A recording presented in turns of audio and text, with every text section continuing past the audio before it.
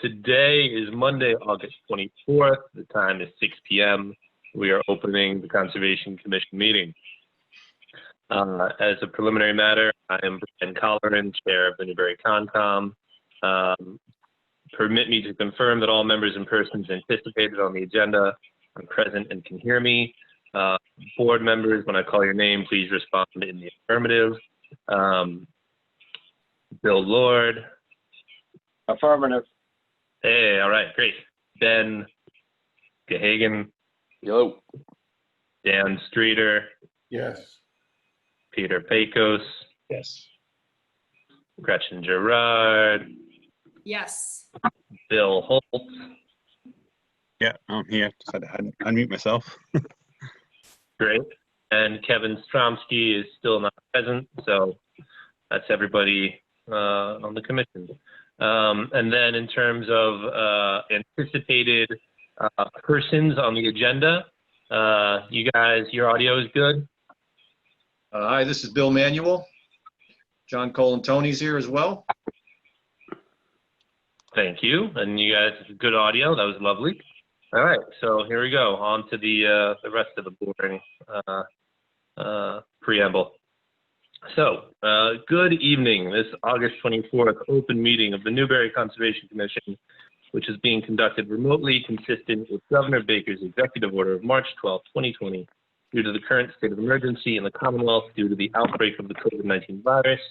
In order to mitigate the transmission of the COVID-19 virus, we have been advised and directed by the Commonwealth to suspend public gatherings, and as such, the governor's order suspends the requirement of the open meeting law to have all meetings in a publicly accessible physical location. Further, all members of public bodies are allowed and encouraged to participate remotely. The order, which you can find posted with agenda materials for this meeting, allows public bodies to meet entirely remotely so long as reasonable public access is afforded so that the public can follow along with the deliberations of the meeting. Ensuring public access does not ensure public participation unless such participation is required by law. This meeting will feature public comment. For the meeting, the Newbury Conservation Commission is convening by video conference via Zoom as posted on the Conservation Commission's agenda, which can be found on the Conservation Commission's website, on the town's website. The agenda identifies how the public may join the meeting. This agenda can also be accessed from the website's homepage by clicking the box that says agenda. Sorry, I'm reading the wrong one. Here we go. Let's switch over. All right, let's go here. Please note that the meeting is being recorded and that attendees are participating by video and or phone conference. Meeting materials were provided to the board prior to the meeting for review. Applicants or the representatives may be called upon to speak and, if needed, share information to the screen. Please state the intention to do so after you've been called. The ground rules for effective and clear conduct of our business to ensure accurate meeting minutes is as follows. I, the chair, will introduce each speaker on the agenda. After they conclude their remarks, the chair will go down the line of members, invite each by name to provide any comment, question, or motions. Please hold until your name is called. Further, please remember to mute yourself when you're not speaking. Please remember to speak clearly and in a way that helps generate accurate minutes. Please be aware that video participants can see you and that you should take care not to screen share your computer. Anything that you broadcast may be captured by the recording. For any responses, please wait until the chair yields the floor to you and state your name before speaking. Board members should be called upon in alphabetical order to make everything easy. If board members wish to engage with others, please do so through the chair, taking care to identify yourself. After the board and committee or committee members have spoken, the chair will afford the public comment as follows. The chair will seek questions through the raise hand function. This function can be accessed by clicking on the participants option listed in the menu below the photo gallery. The window will open and display on the right. On the bottom of this participant area, you will see the list of phone or video participants, and on the bottom, you will see the ability to click on the button to raise hand. Please ensure your name is displayed, list your name, address, then your question. Telephone participants can use their phone keypad on a Zoom meeting to raise their hands by hitting *9. The chair will seek questions from the public that have hit the raise hand button in the order of which they are listed. Participants will be called on to identify their name and address and then their question. The chair will afford the applicant or their representative the opportunity to reply. Your hand will be lowered when you have been given the floor for your question. The board will continue down the list of those in the raised hand column and again afford the applicant or rep an opportunity to speak. Should there be a physical or electronic submittal of questions or concerns, they will be read for the record, and again, the applicant or rep will be afforded the opportunity to speak if the issues raised have not yet been addressed. Each vote taken in this meeting will be conducted by roll call vote, and any additional items on the agenda will be called upon and handled in the same manner. So, thank you. Let's get started. What's our DEP number again? We are, let's see. So, opening up with Triple Q Inc., care of John Colantoni of Colantoni Crossing off 108 Main Street as the address of the project. DEP number 0501326. A continued NOI to construct a new road creating utilities and stormwater management features for a 5-lot residential subdivision. Work is proposed within the resource areas and within 100 foot of the wetland resource areas. All right, so this is the roadway. Let's get going. Bill, let's start with you, Bill Holt. Anything new on your end before we turn to Bill? Manuel? Well, I thought maybe we'd have Bill Manuel present the changes in the plan, Oh, that's fine. and then I can discuss. I had a few comments on the plan, not many. Okay. All right. He might answer So, himself. Bill Manuel, the floor is yours. I'm going to share my screen. So, Let me, hold on one second, Bill.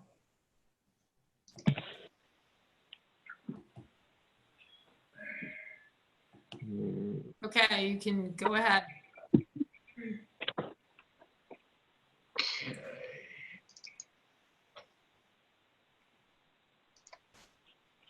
all right.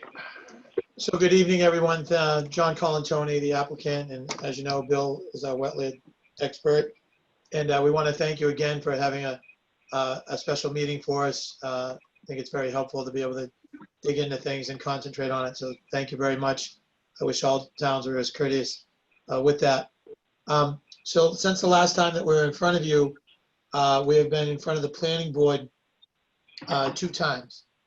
And our goal tonight with you, when we finish the presentation and get your input and your questions and stuff, we hope to be able to leave this meeting with your marching orders of exactly what the commission wants to have done to be able to approve this.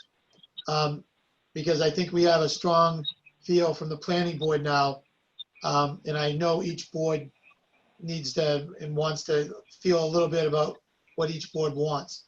So in our 2 meetings with the planning board, the one that immediately followed yours, towards the end of it, we came up with an idea of moving the road over to the right and doing away with the sidewalk altogether. And how that came about was twofold. The sidewalk that we were proposing, we didn't want to ask for another waiver, that's why we were, but the sidewalk was really going nowhere because there's no sidewalk on Main Street. So by doing away with it and moving the road over to the right, we could create a bigger buffer zone, which your commission sort of asked about the last time we were in front of you. So minimally, it would create another 10 feet, a little bit more at some spots, across that whole left side of the wetlands. So we thought that was a big positive. The planning board, not only at that meeting, but then when we came in front of them last week, seems to like that idea very much. Also, in doing that, the road would get shortened. Now, at that time, it was 25 feet. But last week's planning board meeting, a little bit of a curveball, but public safety comes first. The fire department would like to see our cul-de-sac at 60 feet instead of 50 feet. So instead of shortening the road by moving it to the right 25 feet, would be shorten it by about 15 feet, give or take a foot. So the road does become a little bit shorter, and then the cul-de-sac, the fire department would be happy with. They wanted us to fix the turnaround on the driveway that's 250 feet long, which is lot 3. So that turnaround will just be a little wider. So no big deal there. And then a little bit wider on our Y on the common area for the turnaround. And the reason for those 3 things from the fire department, it seems, is everything that we had meets the fire truck turnaround, but they want a little bit extra for some of the overhang of the fire truck, you know, a ladder overhang or any apparatus that might hang over a truck.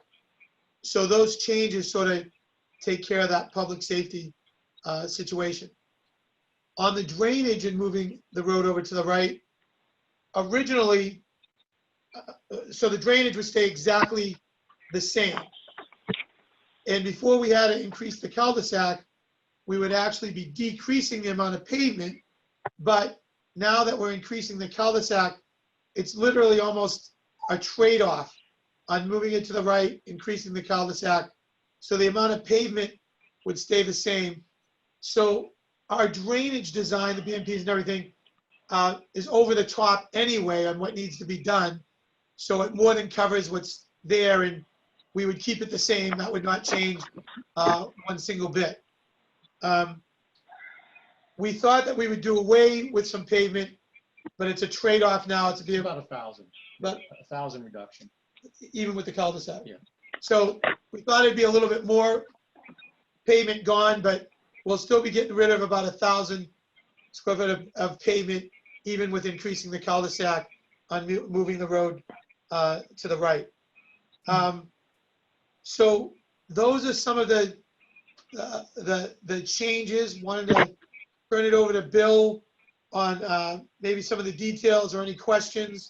But I just wanted to give the broad brush overview of what's been accomplished. So as Peter said at the planning board at the end, you know, we're almost there.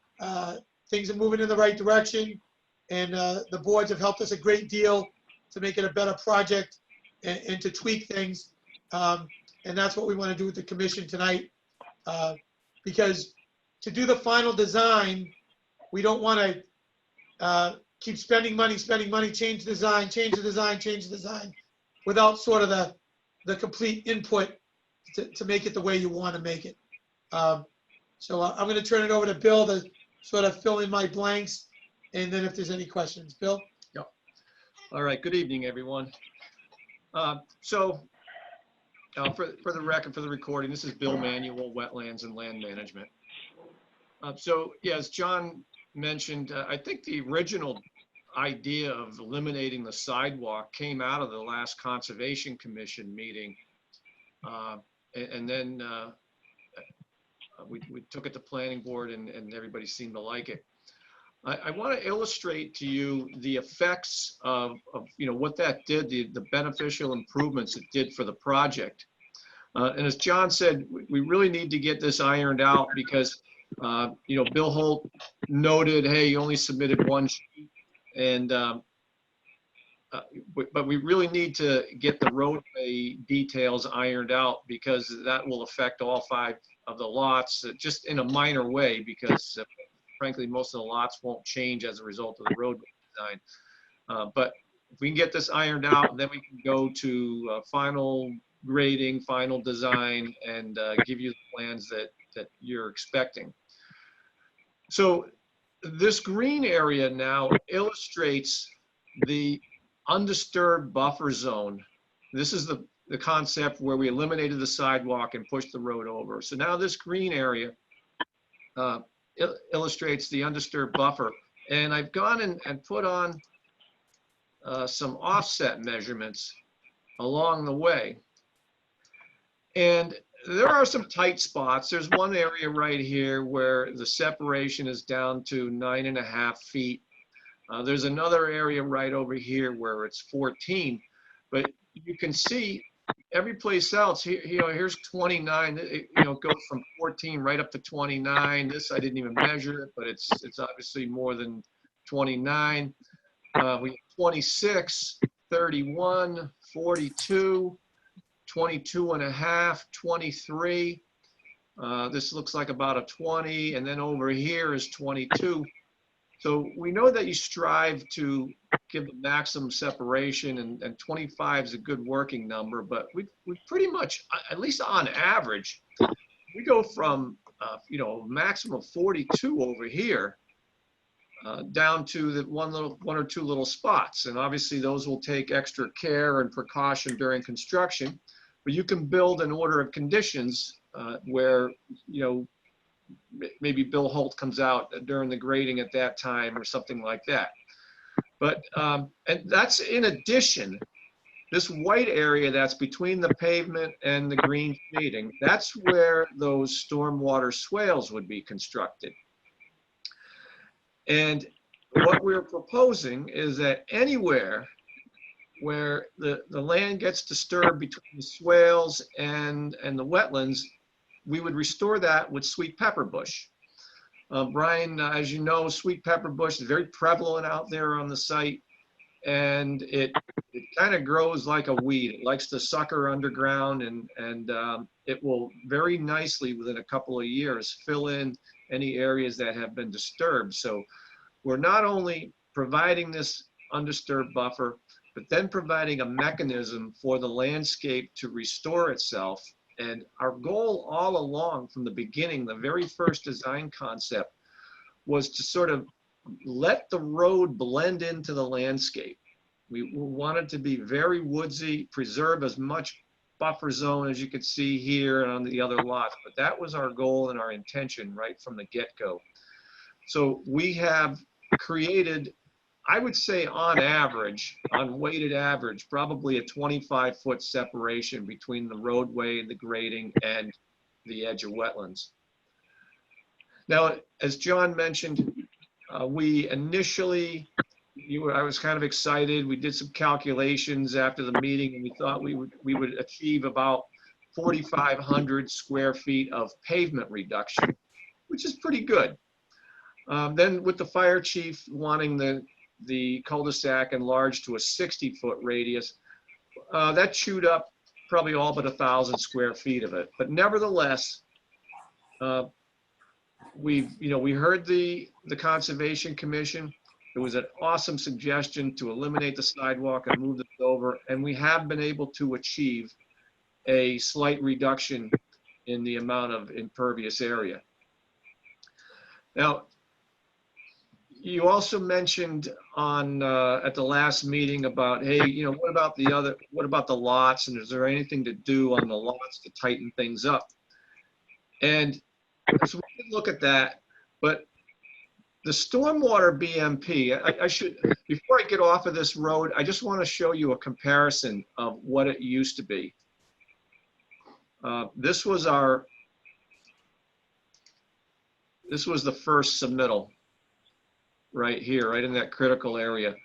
And you can see the BMPs we had in the stormwater swales, there was basically a zero offset there. So we've gone from essentially zero to an average of 25 feet of separation. So we think that's a dramatic improvement.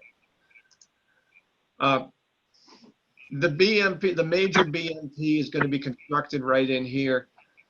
There's not a whole lot we can do with that. It has been peer reviewed by the planning board consultant, but primarily, because of the design, this is a constructed wetland type stormwater treatment. It has to be in a location where it's got good proximity to groundwater. And of course that occurs right along the wetland margin. So we really can't move that back much.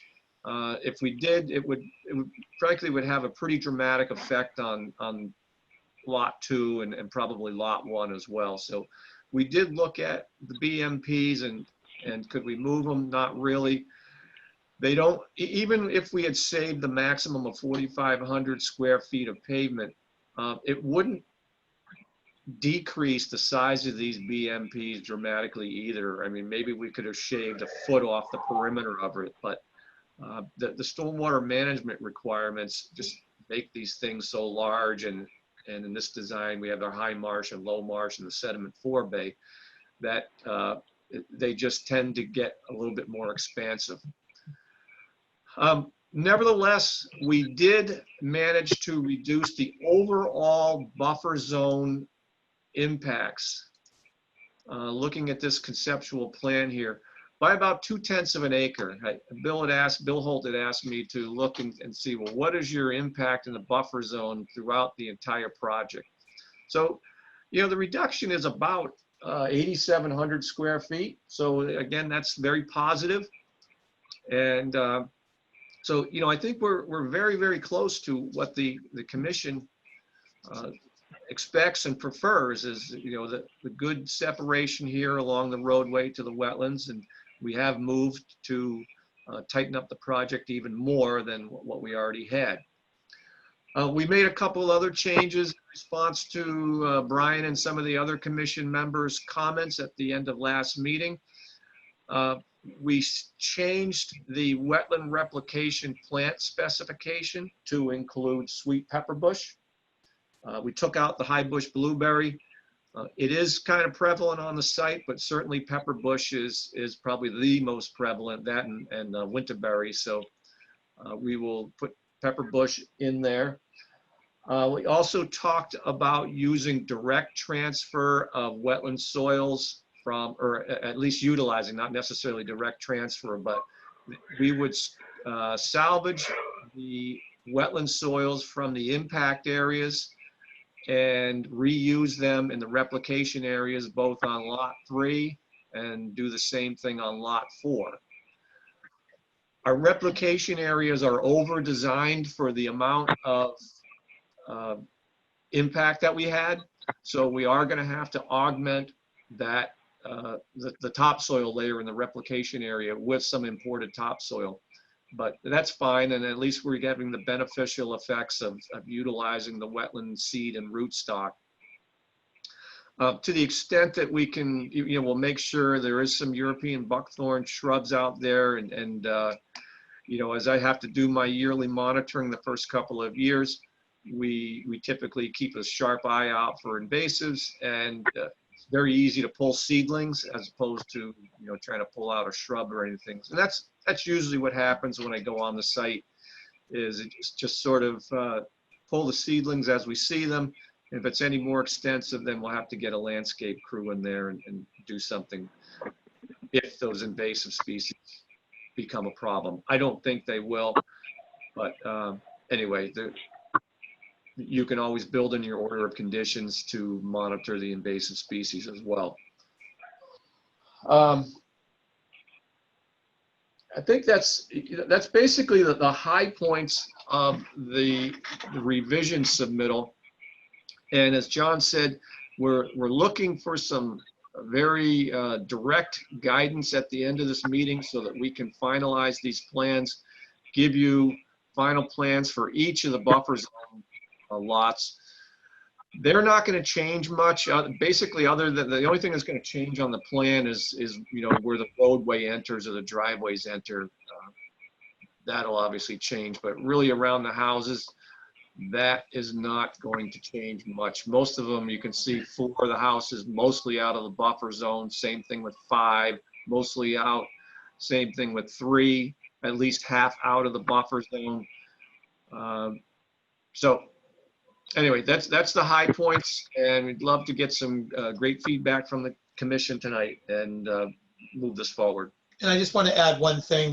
The other thing that came out of the planning board meetings is this subdivision will totally be an HOA, a homeowners association.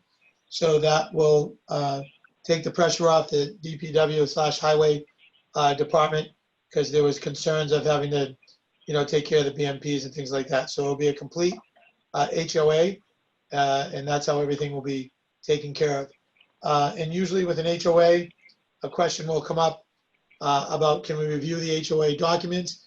And we have no problem with that as a condition if the commission wants that. I think the planning board will want that. But it's not something that we usually provide until we know that we have a subdivision, because again, it's a great expense to do, and it's a waste if we don't have a subdivision. But again, I just wanted to let you know, HOA complete, and for the commission to want to review the docs, if that's one of the conditions, obviously we have no problem with that as well. So through the chair, any questions or anything we can, else we can give you? All right, thanks. Yeah, that sounds like a lot of the conversation at our last meeting. It looks like it was productive. So thanks for taking all of that to heart. The design in front of us, is improved. I would agree with that. I think I have one or two minor comments and one slightly larger one, but I'll save those for the end. I'll let everybody else sort of have their say first. So let's start with Bill Holt. Why don't you go first, and then we'll go around the horn with the commissioners. Bill, can you leave that up can you share your screen, Bill, still? I believe I still am. Yep. Can you leave it up? I wanted you to take a look at, I wanted to zoom in on right above lot 1, where the closest point of the, I guess the roadway to the narrowest buffer zone. The tree line that is shown there, is that the proposed tree line from before, or is that the new tree line that you're proposing with this grading? Or with this? No, that's a remnant of what was before. That's where the stormwater BMPs are right up against there. So obviously this, you could see the erosion control barrier runs through there. That would get moved up to here. Okay. Yeah. So the thing it was a fill before. Is that what in that area where the 9.55 is? That's why the tree line was behind. Yeah, there was. Remember, there was about 172 square feet of wetland alteration with the construction of those roadside swales, and now that's been eliminated. So the green area is going to stay natural and not going to change. No grading involved in that green area. That's right. Okay. All right. And I guess most of the other questions you did actually answer most of my questions I had. Only one other question I had. I don't think it really would affect anything. But why is the right of way still 53 feet as you get past the throat coming in, and then where the wetlands is, it's still 53 feet? Why didn't we narrow the right of way up in that area? Not that it really matters anything because nothing's going on there, but just curious. Yeah, I don't know that the answer to that, John, unless you do, but it may have been just to try to comply as closely as possible with the planning board requirements. Okay. All right. It's about all I have. I mean, everything else you kind of answered in terms of questions. So you got the HOA. You're going to provide a copy of that the next round? No, I doubt. Oh, Go ahead. Bill, we wouldn't provide that in the next round. We never produce an HOA for an individual project until we know that we have a project. So 99.9% of the time, the commission or the board or whoever in front is going to make a condition of the subdivision approval that they are to review the HOA documents or whatever it may be. And we have no problem with that, but to produce the documents when we don't even know what the subdivision is going to be, that could even change the documents if some of the things in the subdivision change. So that's why usually it's a condition. But the maintenance of all the BMPs will be in the HOA. That's correct. And Bill Holt, the operations and maintenance document will change now.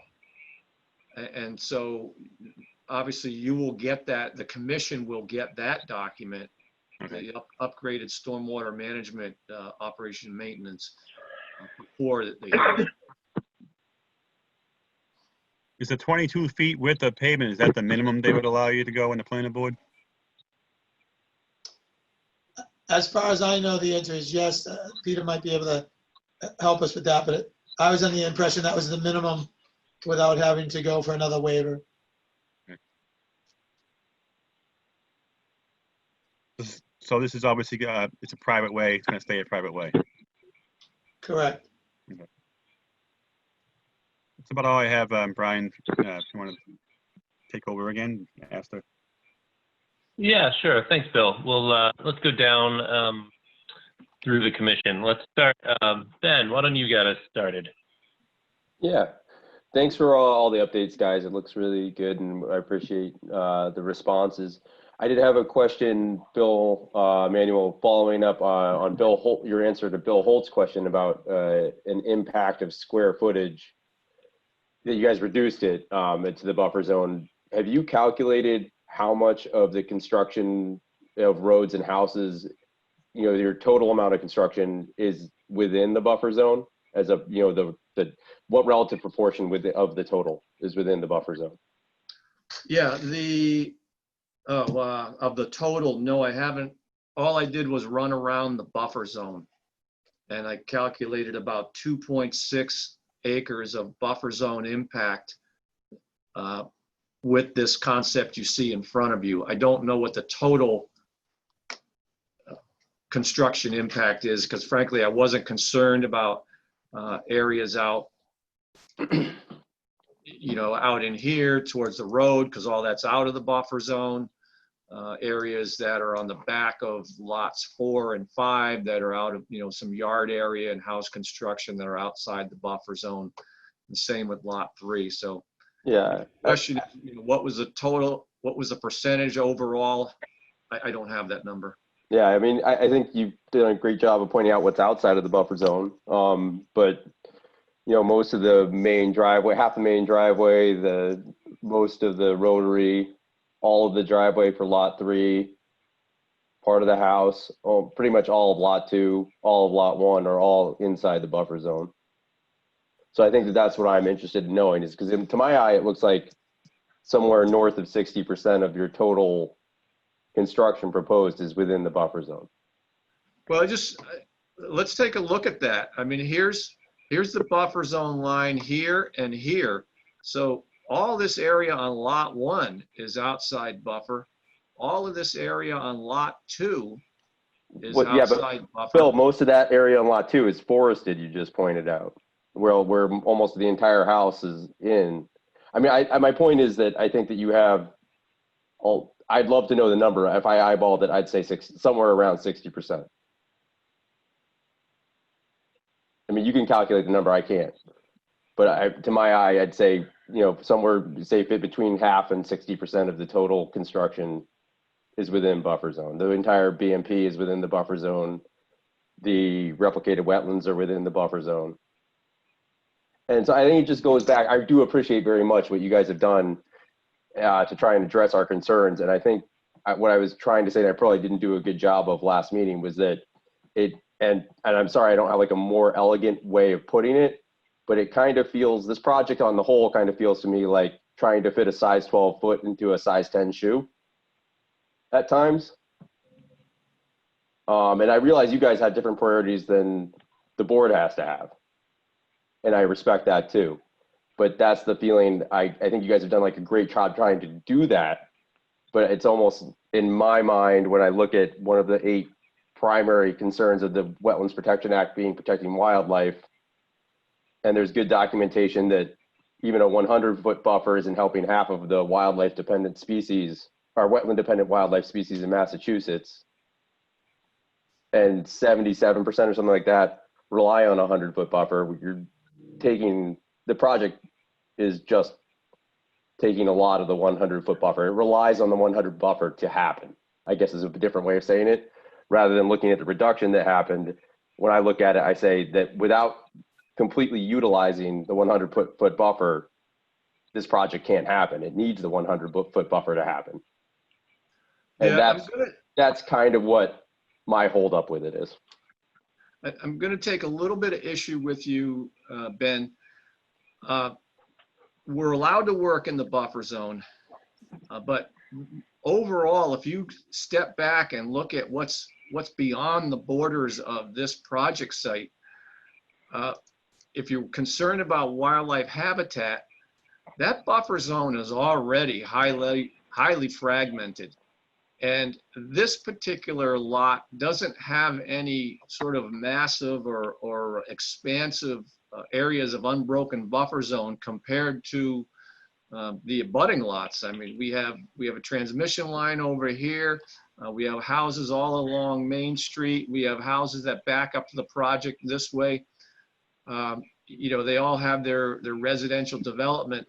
And basically what it means is that the wildlife habitat on this particular site is already sort of predisposed to what's happening all around this project site. We're not going to have any unique species right in this area because frankly, you know, we don't have any undisturbed tracts that are maybe 10, 12 acres in size or even more that some of those deep forest animals and birds need.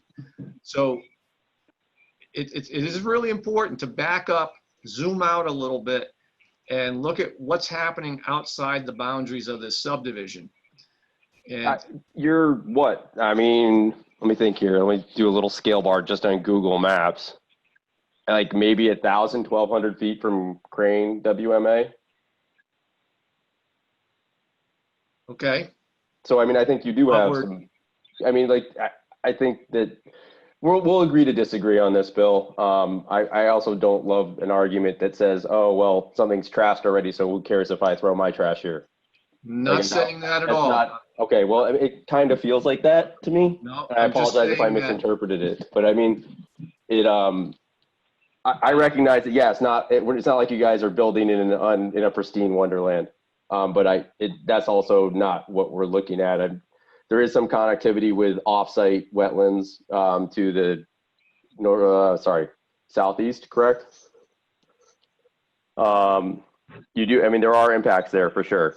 And I recognize what you're saying, but I also, when I look at the plan, this is kind of what I see. There is the corridor for the power line transmission is there. It's not particularly bad. And as you move east from this site, there's some space, especially for northeastern Massachusetts. You know, as you move east off this site, you're pretty good till you get to there's a transmission line in the highway. And then you cross over. Yeah, okay. Sorry. It's just Yeah. good. Yeah. No, all right. it's okay. Let's pull it back a little bit and be a little more site specific, if you don't mind. Yeah. Okay. Thanks, guys. So then, if that's sort of your piece, Ben, and Bill, you don't have anything else response-wise, let's move on to Bill Lord. I think, Bill Lord, you got any thoughts?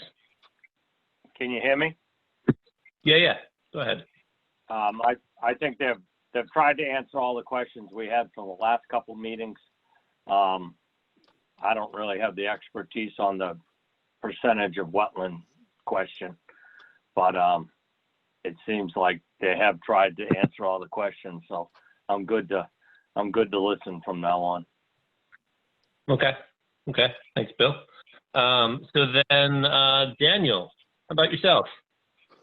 Yeah, just a couple quick questions. Are there any other locations where we could reduce the wetland impacts? And I'm thinking particularly of the driveways. Driveway to lot 4 and 5. It does it have to be that wide? How wide is it? Does it have to be that wide? And I don't think we've talked how that crossing is going to be handled. I think I've seen box culvert. I'd just sort of like to get a feeling for how that's going to be accomplished and whether it could be reduced in width. The fire department would like to see the common drive going to 4 and 5 at 20 feet. So that's what we have it. And then the driveways are going to be all at 14 instead of 12, because it seems like that would make everyone happy. And the fire truck just needs to have the capability, if it's going up 4, to be able to back down into 5 and then leave straight out, or vice versa. So I don't think we can do anything less. The 20 on the common and then the 14 on the other driveways, I don't think we can squeeze that anymore. Let me just point out too, well, the biggest way that we've reduced the amount of wetland impact, I'm just going to click up to this. Remember this graphic.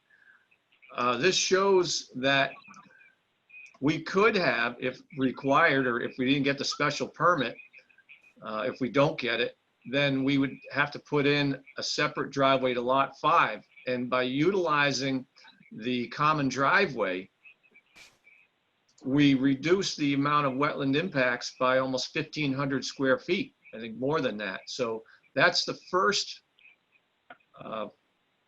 dramatic way that we've looked to reduce the wetland impacts with the lots 4 and 5.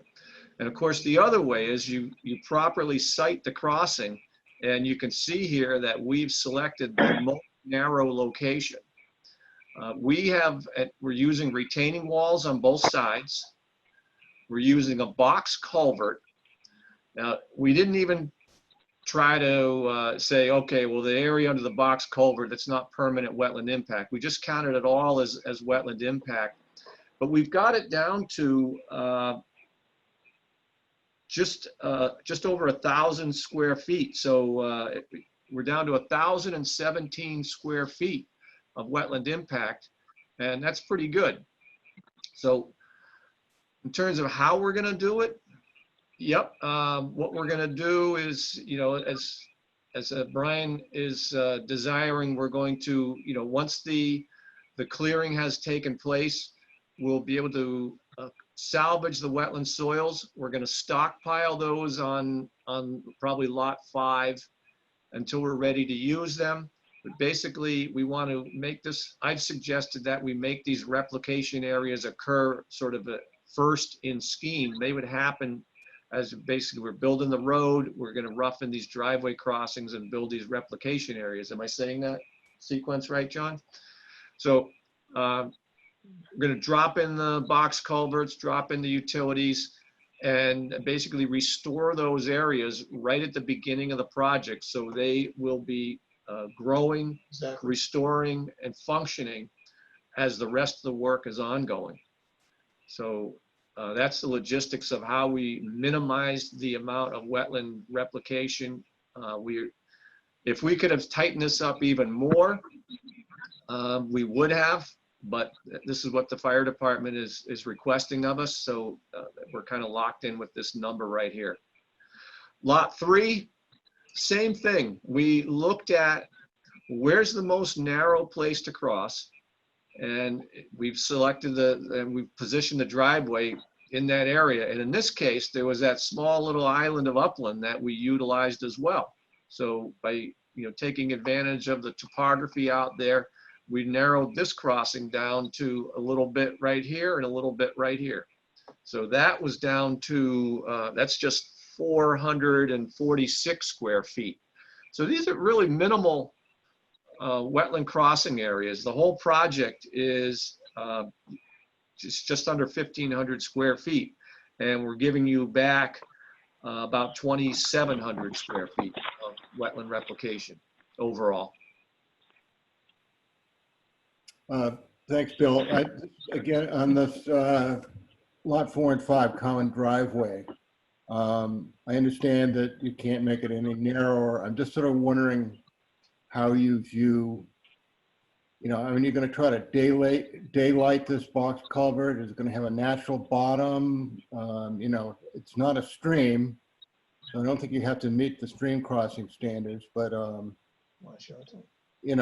there could be some benefit into, actually having a continuous wetland underneath the road. And I'm just trying to figure out if you're thinking in that way, or it's just get any, accumulated water from one side to the other.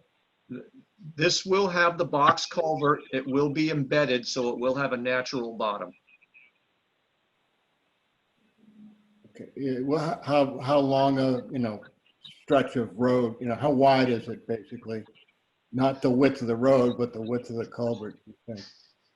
Let me see if I can lay my hands on that. I mean, I don't really need the answer to that. I just like to get a feeling for if we're trying to make this maintain some connectivity in that wetland area underneath that common driveway. Right? Dan, it looks like almost the same as the width at B18 on the buffer zone to the road, so somewhere around 20 feet, 22 feet maybe. I don't know. You know, that'd be the length of the red shaded area. Yeah, I look mean, at that. the road's a certain width, but, I'm just trying to see if there's any areas that we could reduce further impacts or kind of make it more of a, maintain ecological connectivity as much as possible. That's all. So, Daniel, I was just wondering, I don't know anything about this idea. I don't know how it worked the planning board or the fire department or anything like that. And Bill Manuel, feel free to, throw me under the bus on this one. But is the idea of just like putting in like a plank bridge, like a cheap bridge, is that an idea that's simpler than, like, in a manner of speaking, I'm thinking of the way we do sonotubes out on Plum Island and we build things on the sonotubes, right? The diamond piers. Is there anything in that flavor that might work here for the various other boards and commissions and, people that have a say in this? So Brian, I can hit that off for you. It has to do with the weight of the largest fire truck, the ladder truck. So it has to be able to support the weight of the ladder truck. And that's why it's being designed the way it's being designed. So it's a public safety issue. So then, Peter, I mean, is this something you've ever seen? Like, what's the weight-bearing capacity of a bridge, or like something wooden? Well, I can tell I have you. no idea. Yeah, it's the fire department has set the standard, and it's based on the ladder truck, which is the heaviest truck that they have. So whatever that standard is what this needs to be built to actually or exceed. So that's where the configuration is coming from. I don't know what the number is, but I know that's like the a highway. explanation. Yeah. So the load range of this culvert is an HS-20. So for the average Joe Schmo like me, what does that mean? It means that you could use this on a highway. That's how much weight it can hold. Just to give you an idea. Yeah, as Peter says, we need that sort of structure there to support the fire truck and moving trucks and that sort of stuff. Would it be worthwhile for either Bill Manuel or for anybody involved to call anybody and just find out what fire trucks can get over? Are we restricted to box culverts and pavement and like the usual kind of stuff? Or are there any sort of interesting things out in the Commonwealth? Is this an idea worth talking about? Because if we, in a manner of speaking, if there was a way to get a fire truck over the wetland, then you don't have to take the wetland out. You don't have to replicate it. You don't have to do all this extra stuff. And it's a small crossing, as you pointed out.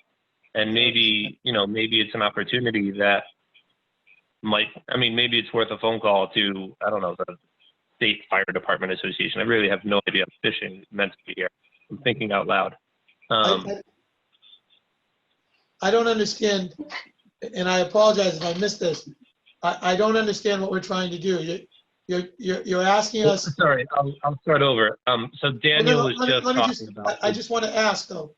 You want to try to get the fire truck over the wetlands without having to touch the wetlands?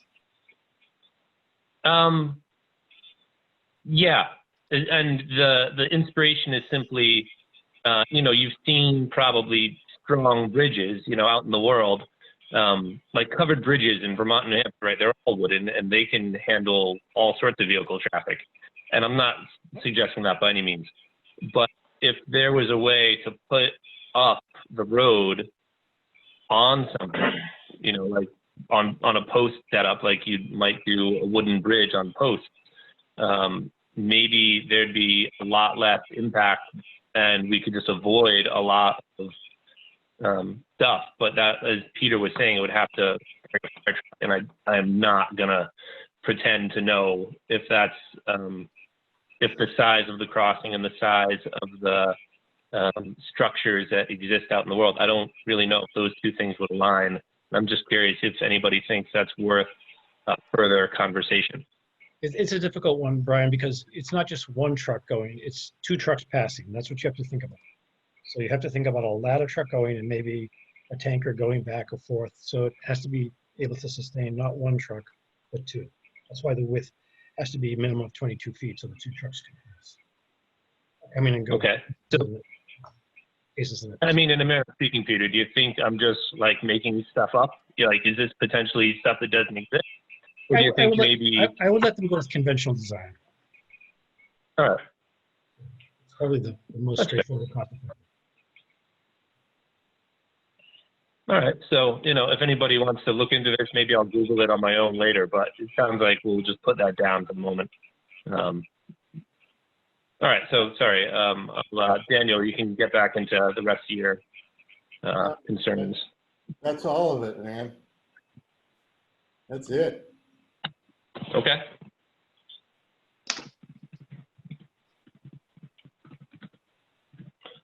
So then let's move on down the list. I believe, Peter, it's your turn. Sure. As indicated by the applicants, there's been a lot of progress and discussion, which then yielded a kind of reconfiguration of the plan. We pulled off the sidewalk, allowed us to move the wetland. Public safety issues need to be addressed, and that's kind of where we're at. So we're heading in the right direction from a planning perspective. Okay. Well, that was easy. Just to clarify, this will be an HOA and will be a private road. So those are the only other components from a planning perspective. Okay. All right. Thank you, Peter. Well then, like I alluded to, I have a few smaller comments and one larger comment. I think I'll start with the smaller comments, and they kind of get to what Ben and Dan were speaking of, where, how much room is there to Tetris things? Like, to my eye, something like Lot 4 would be very easy to reduce the impact in the buffer zone. If the driveway curved up and then the house was flipped to a mirror image, you could pull out of the buffer zone some certain amount of square footage, to my eye, relatively easily. Maybe the same would go for Lot 5. If you extend the driveway 10 feet, the whole house could be out of the buffer zone. Something like Lot 3 looks trickier, like maybe there's a way to Tetris that house and reduce the square footage in the buffer. I know you've got a buffer behind and a buffer in front, and maybe getting everything just so in that strip in the middle wouldn't be feasible. But, if you turn the house to the side and you twisted the driveway, maybe there's ways to, get 10 feet here, 30 feet there, 60 feet there. As Ben was alluding to, there's a lot of buffer that's getting utilized. And there are ways to sort of, knit, what's what I'm looking for? I've got nick and tup in my head, and those are both written words. Tuck and nip. If there are any tuck and nip opportunities, those would be helpful, I think. The wetland replication stuff, I like the direction that was going in. I'd be interested in sort of seeing a comparison with your species list and what's out there. I think it'd be better to sort of just copy the stuff that's out on site. And if you end up doing, just like, for instance, you just do 100% sweet pepper bush as your replication, maybe that's a more useful thing than trying to bring in other species that, aren't on site. And again, with your reuse of the topsoil, that offers an opportunity maybe to not bother worrying about replicating any of the ground level species, because whatever's going to come up to be to plant, herbs and forbs and grasses and any of those little things, it'd be a waste for that. So I think there's some conversation worth having maybe about some of the finer points of the species lists there. Let's have that little conversation. I don't want to get too far along because some of these are easily addressed. With respect to the plant species that I'd specified, I agree with you 100%. I always tell people I look left and look right and see what's there. If something's growing there, it obviously is going to do well. And so that's why the plant specifications are winterberry, silky dogwood, and now sweet pepperbush, because all of those plants are fairly prevalent. Even high bush blueberry was prevalent, but so we definitely have looked left and right and have specified plants that are growing out there now. I do like to have a variety of plants, just because for whatever reason, you just don't want to invest all your money in one plant. If for whatever reason something goes wrong, say a bug that attacks it or whatever, you want to have a variety of plants, and was my goal. So I think we're thinking along the same lines here, and I just want to reassure you that we have selected species that are out there. That's good to hear, Bill. I obviously didn't get a chance to look at the new plant list. You might have noticed. So I'm glad to hear that that thought process is at play. The Tetris thing, the species list thing, I like what you said about getting the replication work running before getting the other work going. I like the sound of that. That's good to hear. I would still like to see a version of things. We haven't gone out on site to hash out the specific locations as we spoke of last meeting. I'm still interested in doing that. So let's keep that the location of the replication open a little bit for the moment. Just because if we're going to replicate wetland, I'd rather not replicate wetland where the buffer is doing a perfectly good job helping to mitigate the impacts of the roadway and the homes and the yards and such. Now onto my bigger point, which I know, I apologize in advance. I know you're not going to like it. I'm aware of that. But in thinking about all of what we spoke of in the last meeting, there was a lot of conversation about the placement of the road and why it's going on that side of the hill as opposed to where the old farm path was. And you stated your case that it wouldn't work. The aesthetics of the layout wouldn't be good for the foreseeable homeowners. You spoke of a lot of aesthetic qualities for the homeowners, rather than the wetland protection opportunities for the board. And I really think it would be useful for the board to assure itself that it is approving the right project for the site.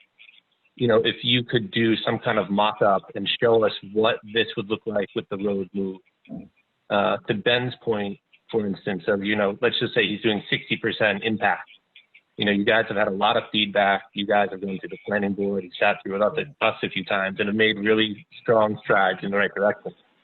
And with all of that input and that knowledge, I'd be curious to see if the road changing would improve the wetland situation.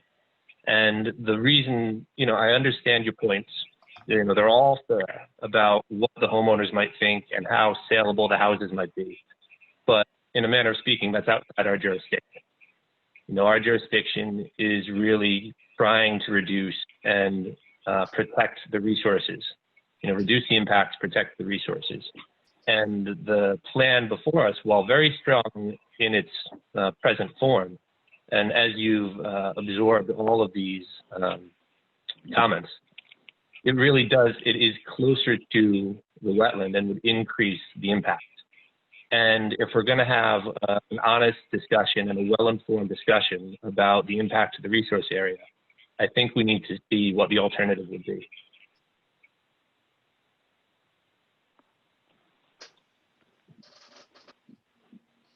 So let me take on your larger input. Right.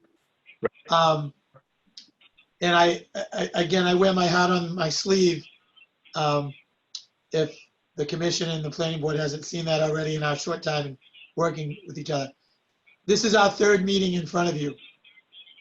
Everything that this commission and the planning board has asked of us, we have done.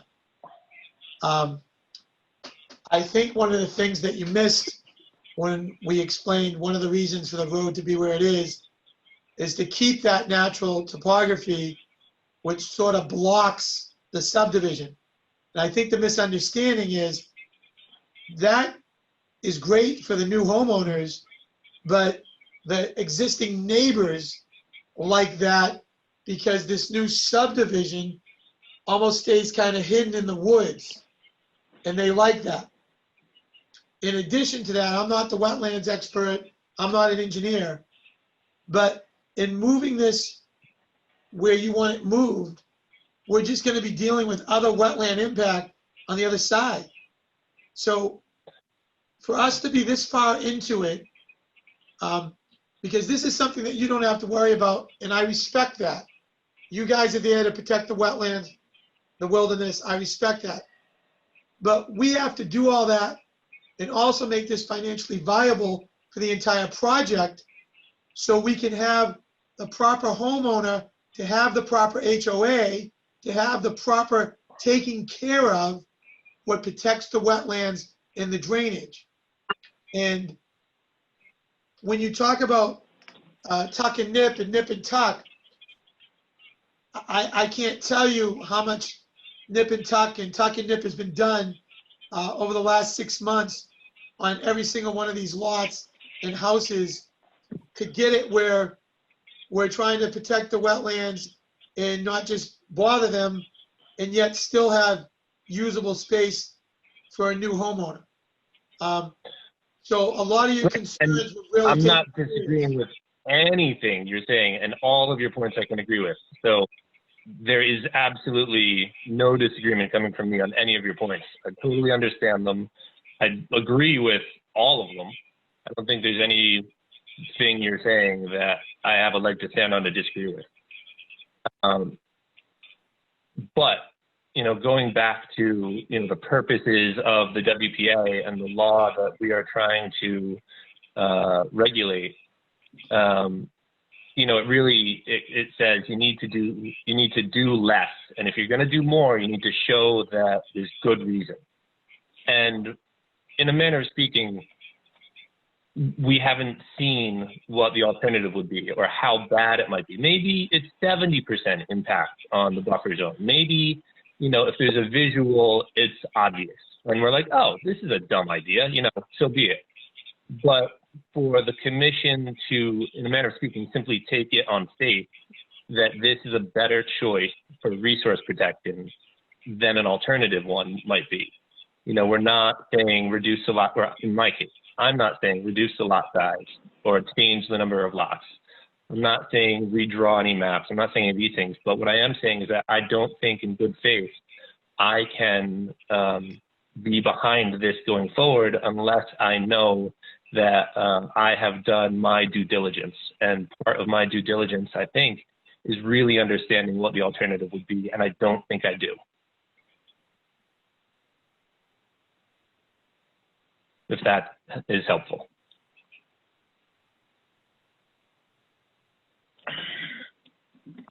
So Brian, I might actually come to the aid of John and Bill here.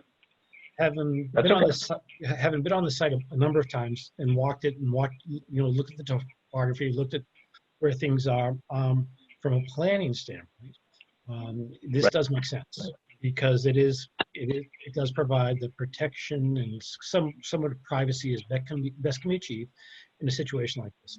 And I think that John made a good point. You know, there's going to be wetlands throughout this area, and they're pretty far down the road here with design and conversations, and getting to a comfortable point. Now, again, I'm talking to you from a planning standpoint, but there's been a lot of, you know, a lot of insight, a lot of input. There's been peer review. There's been a lot done to date to get to this point. So I would be Yeah, concerned I with realize that, it's with asking the applicant to go back to say, okay, now bring us a plan with the road in a different position. right. And to be clear, I'm not necessarily asking them to bring that plan to everybody else and to run through the whole thing first. But I think, you know, in a manner of speaking, you know, if you sit on lot 1 and 2, you know, in the software and just flip things around a little bit, it would be something that would help me feel that I really am looking at this the way I should be, you know. And the point being, to John's point, you know, I don't think I should be making decisions based on the aesthetic qualities of some other homeowner's potential home, nor should I be making decisions based on, you know, planning stuff. You know, I think I should be making decisions based on the wetland law, and this is a good plan. I'm not taking anything away from the plan in front of them, but I do think that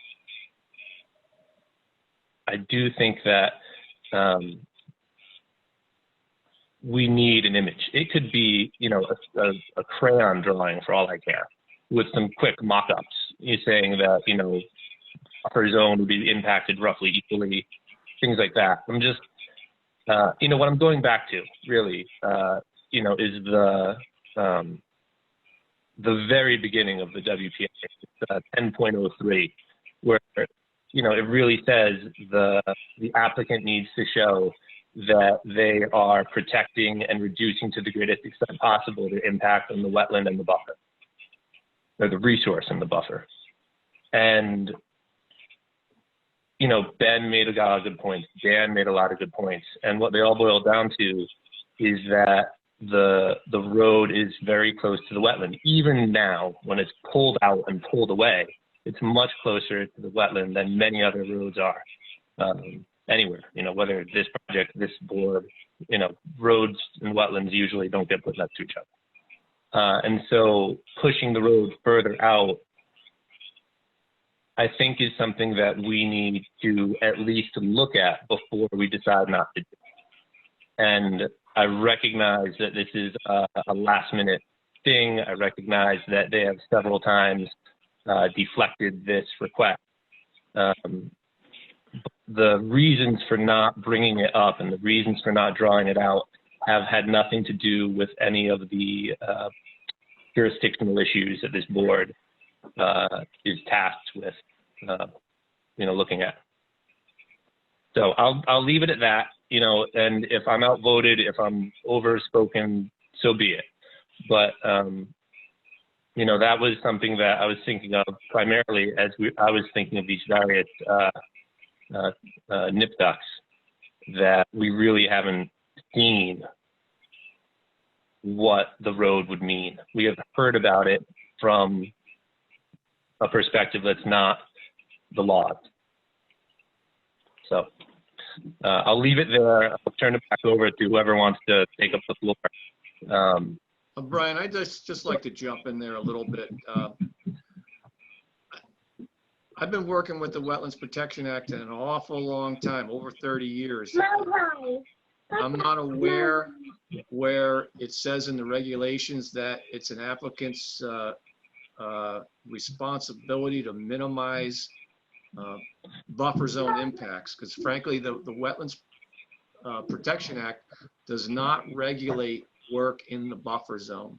It does not restrict work in the buffer zones. True.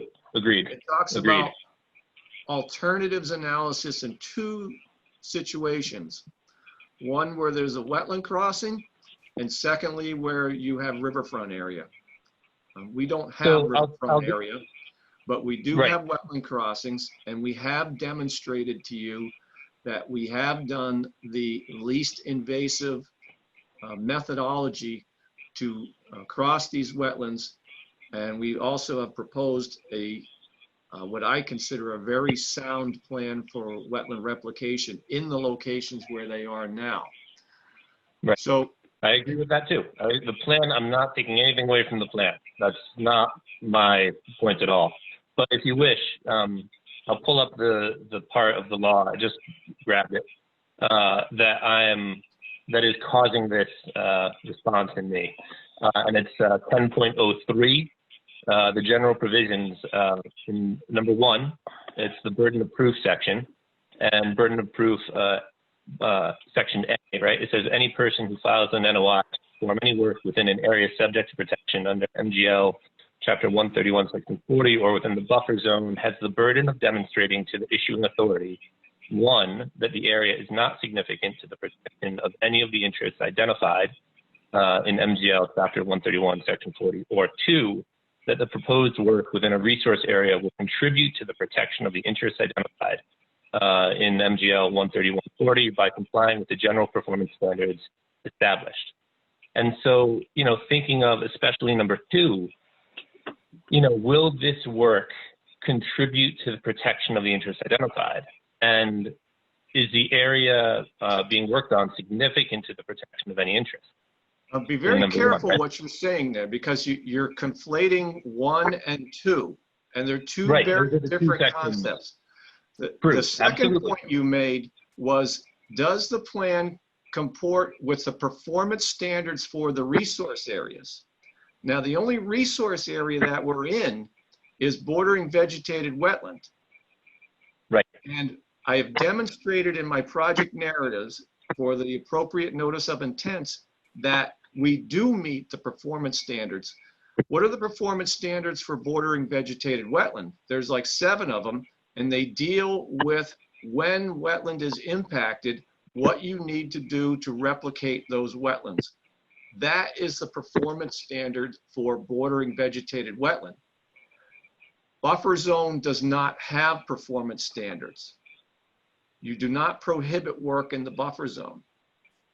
It is, Right. what you said on your first point, it is the applicant's responsibility to overcome the presumption that the work is not significant to the interests of the act.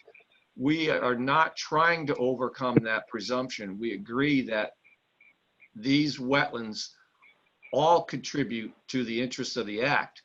The way we have presented this project, we make sure that we protect the wetlands, except in the area of our 2 crossings, and where we have done those crossings, we have complied with the performance standards for bordering vegetated wetland.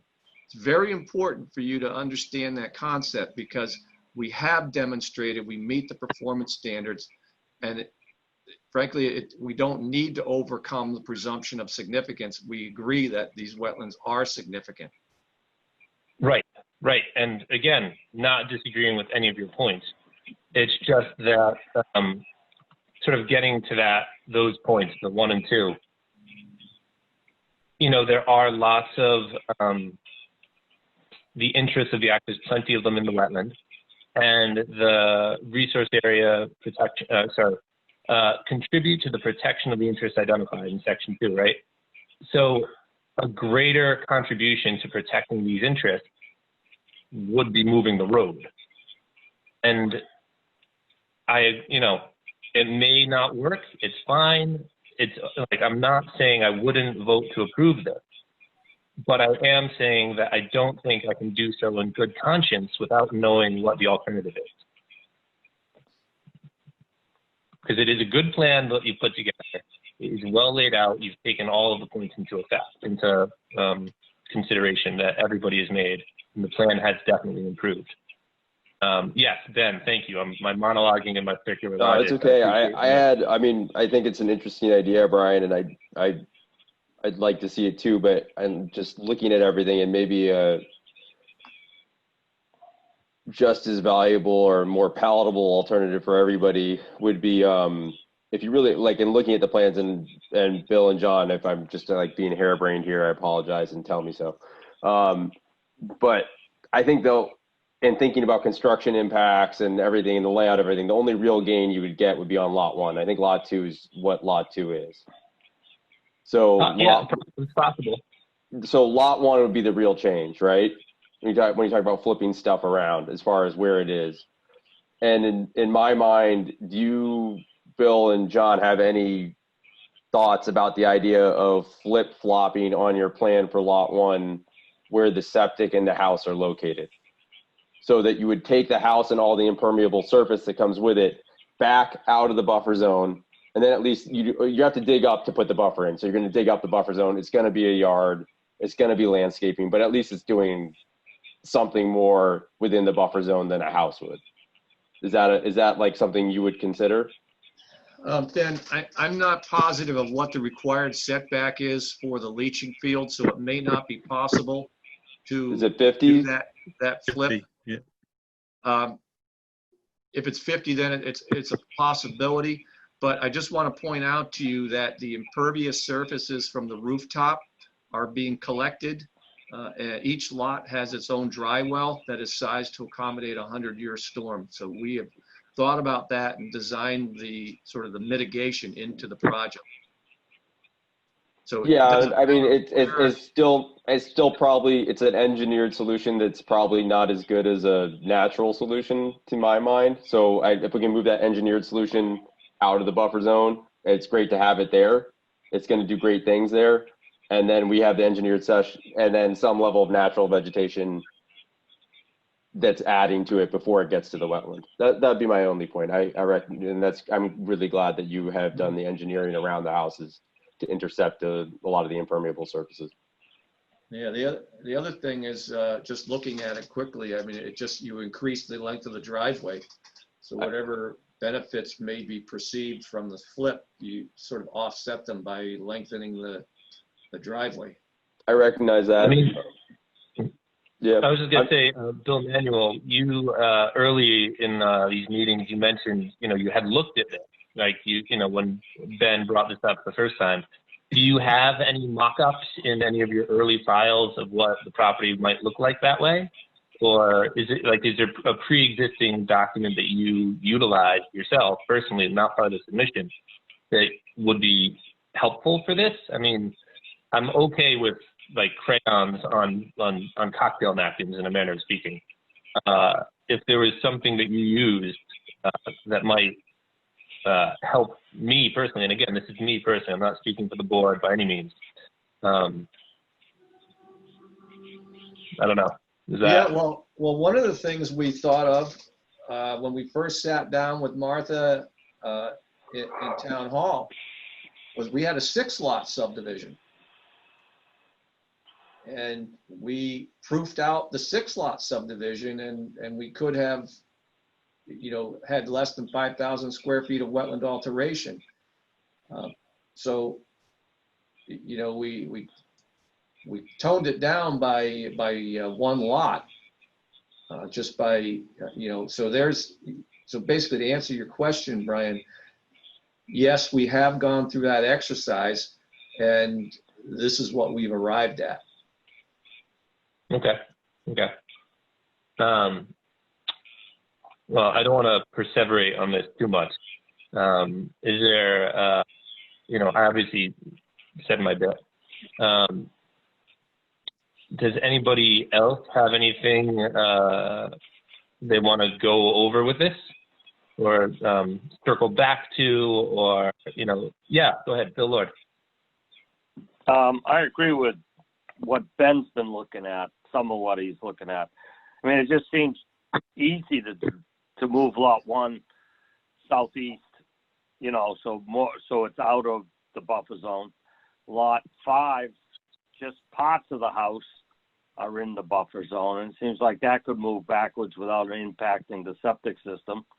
Lot 4 is the same thing. Why couldn't it be moved north, so that the garage isn't in the buffer zone? I mean, it seems like if we can get the structures out of the buffer zone, I'd have a better comfort level with it. I think it's a good plan. I think they've done almost everything they can, but I don't understand why the houses can't move to the other side of the 100-foot buffer. Peter, is there some planning regulation as far as distance from a border that they're running into on that side? I don't think so. No. Yeah, because it does seem like 3 or 4 of us have now brought up just trying to push things back a little bit.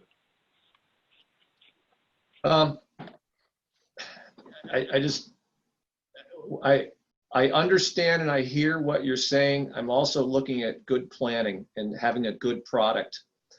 And I suppose it is possible to shift these homes back, but now you're jamming a house against the back property line. I mean, you know, where do most people recreate? In their backyard, not their front. And we're just trying to create a product that is well thought out, well planned. I mean, John's a professional. This is what he does. He designs subdivisions and builds homes and sells them. And, you know, we're just looking for the sake of moving these back, say 10 feet or so, just to say I've out of the buffer zone, but you've increased the length of the driveway. To me, it's a little counterproductive.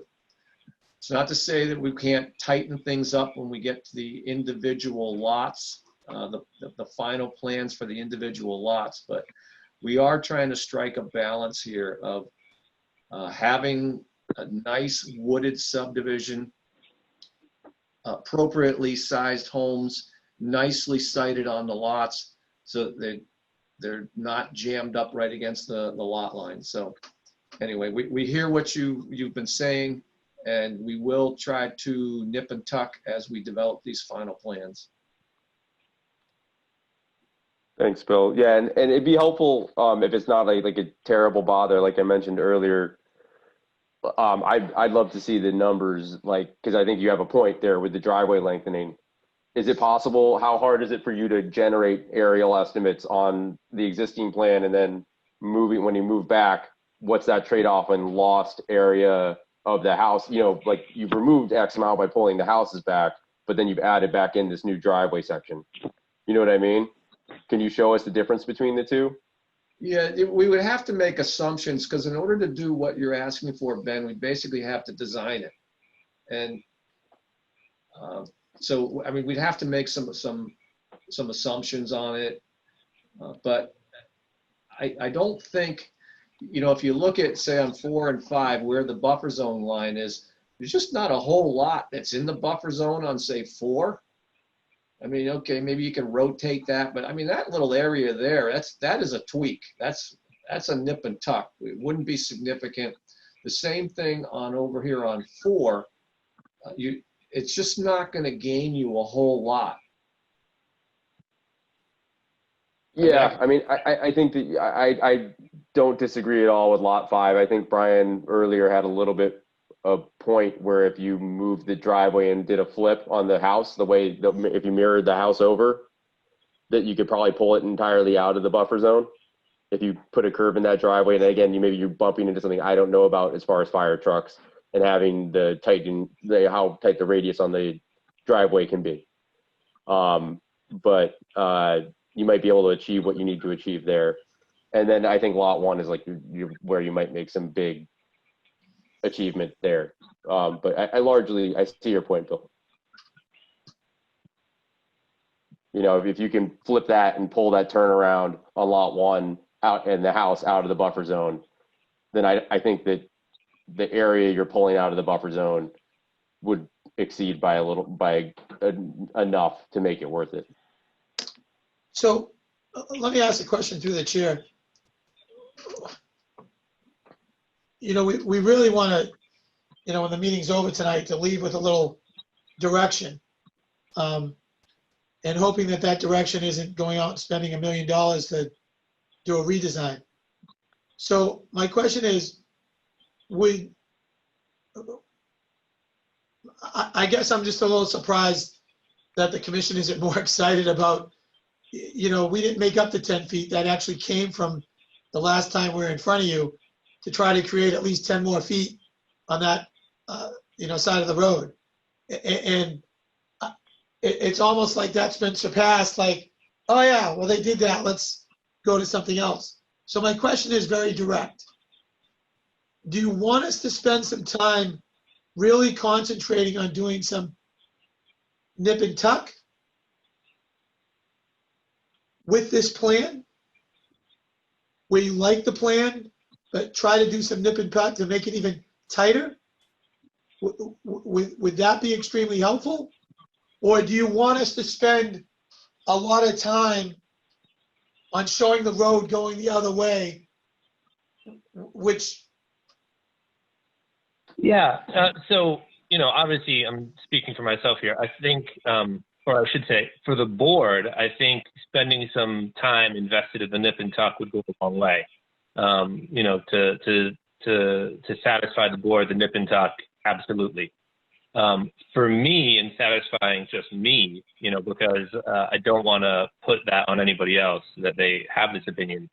I think if you spend like an hour, maybe two, I'm not great at AutoCAD, but if you swing things around a little bit and just do like really ugly work, like leave all the lines in place that are the wetland buffer, that are the existing arrows, that are the green, like don't move anything, like make a real amateur attempt to make a plan out of it.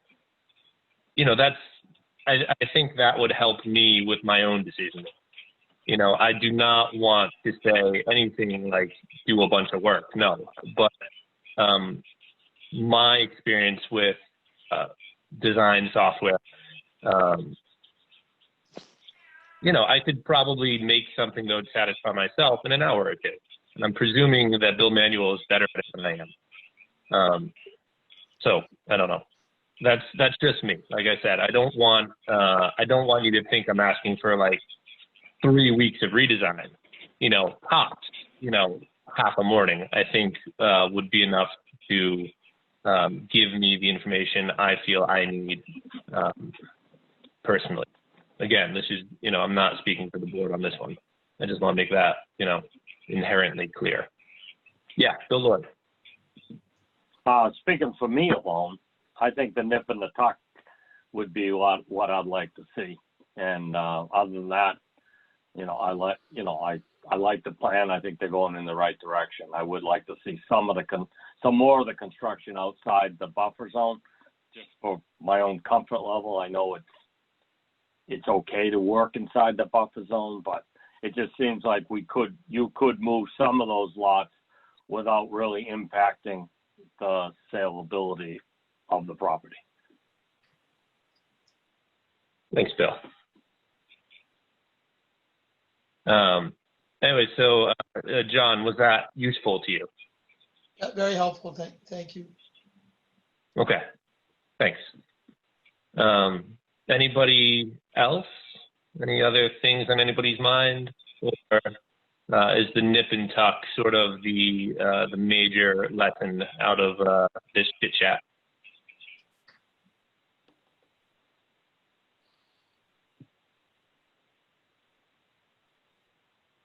Okay. All right. Well then. Sorry, I do. Yeah. Just Bill and John, as you go back and look at things, if they're, in the one time I walked the site, I recognize there are definitely constraints about where you could replicate wetlands, but I do agree with Ryan's point about trying to replicate wetlands in places that are not adjoining. Even for me, like if you can take that one on lot 3 where you're replicating and maybe replicate it on the northern edge of the wetland on lot 4. Yeah, there's a lot so of it's space just there. not right by the road. You know what I mean? Because just being right on the driveway, I don't. If you're going to replicate wetland, I'd rather just not tear up that and have the upland absorbing the driveway hit, and then having the wetland further away from a driveway. Does that make sense, Bill? What I'm saying to you? Are you saying you want to take this replication area and put it over here? Yeah, I just think that if you're going to take buffer and turn it into a wetland, put it somewhere that it's not next to a driveway, because you have that upland area there that is it'll take the driveway runoff fine. We need 32,000 square foot upland per lot.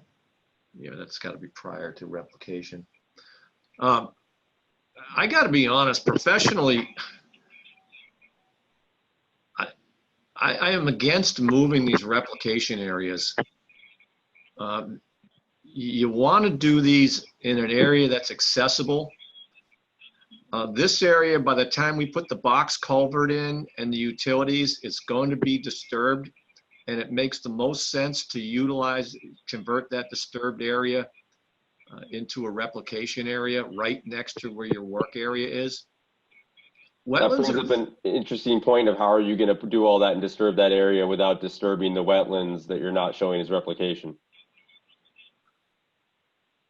Wait, say that again, Ben? Well, he's saying that if he's going to have to go in there and disturb the whole area to put the road in, then how is he going to go and do that? How are they planning to do that without destroying the wetlands that are immediately bordering the driveway where he's not replicating wetlands? Yeah, what I meant was this area in here and the retaining wall installation. That's what's going to get disturbed. Right. Yeah. So then, yeah, I guess I'm still not seeing your point. I'm sorry about that, because if you're not going to the gray hatched wetland replication area, you're saying you're not going to disturb that during the installation of the culvert. That's correct.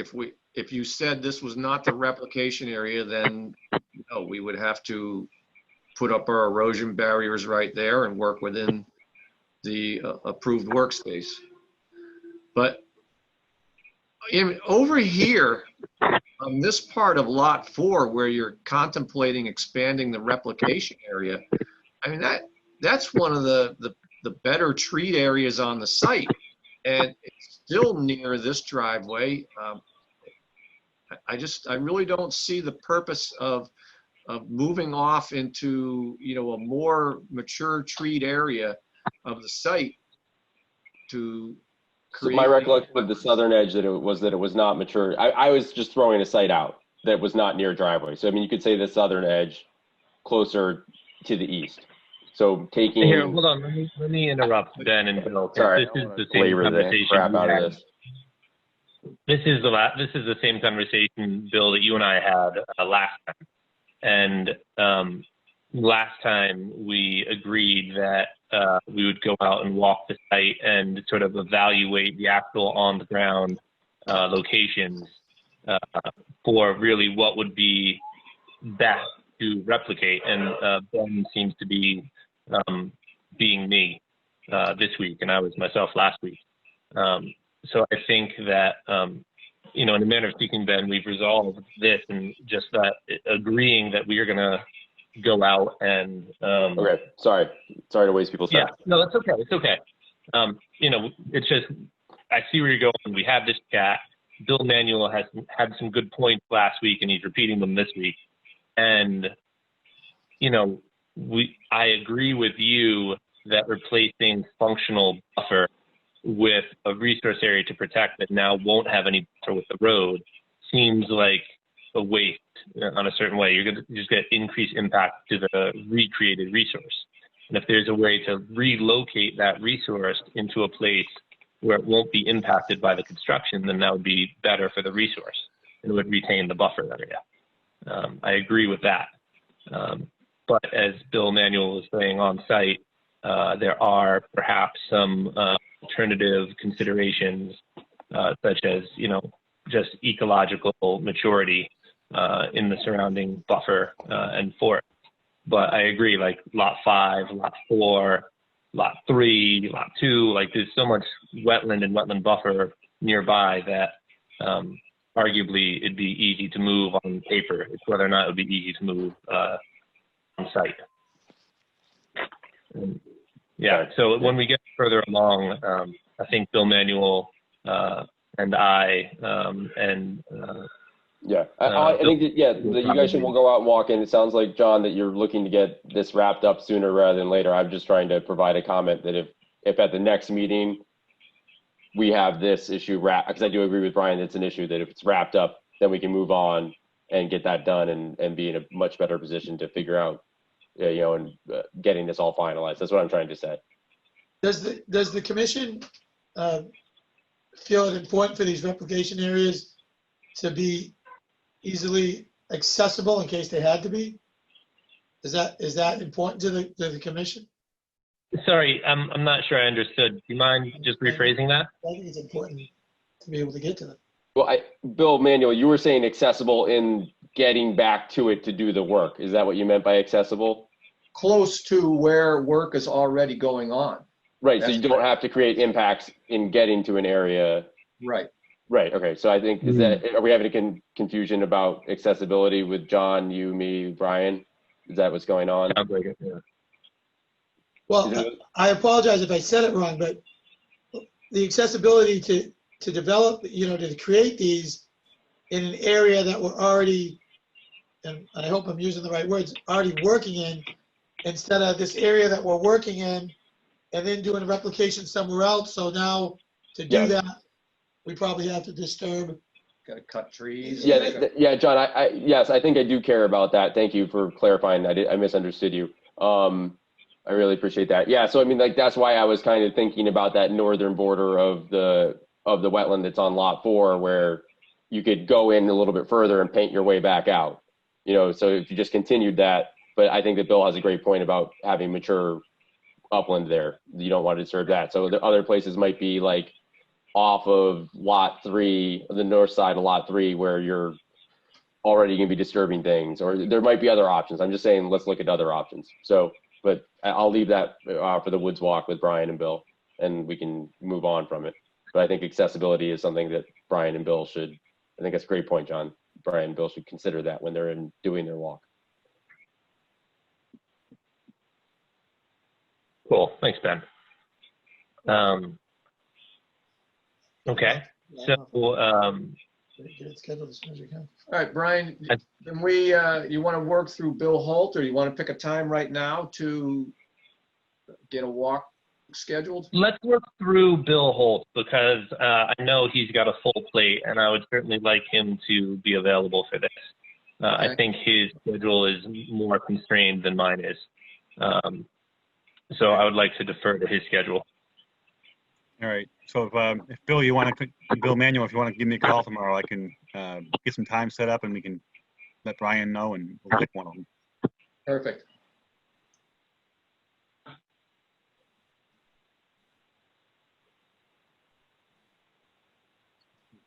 All right. Are there any other, John, is there anything else that we need to hammer out tonight?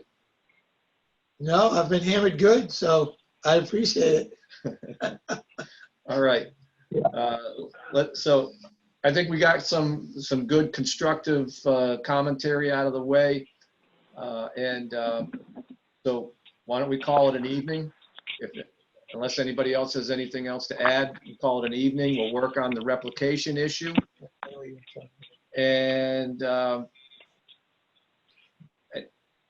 so, yeah.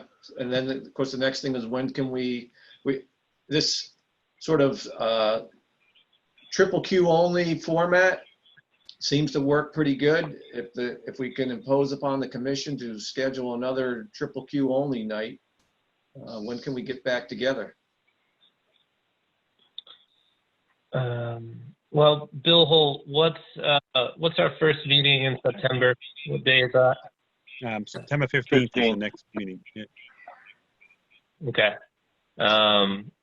I presume that we don't want to do it, that would be next week then, if we did the first, and then the second week. I'm not looking at a calendar. I should be looking at a calendar.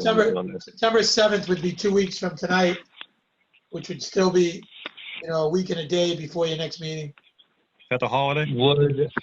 Yes, that's a holiday. Oh, I'm sorry. I apologize, yes. Yeah. I'm on vacation that week. So then we have to push it till after the next meeting, yeah? What's your agenda like at the next meeting? Is it lightened up at all, Bill? We have some holdovers from the last meeting, and then we got at least 3 more filings in so far. So, not sure. I'll have to let you know. I can let you know probably tomorrow and see what we have on it. So. Are there any concerns you guys have that, like, are you balancing back to Pete's board that you need something done before? I don't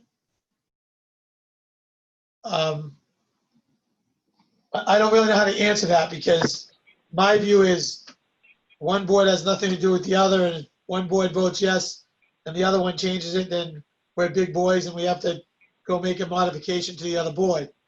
So we're in front of them on September 2nd, I believe.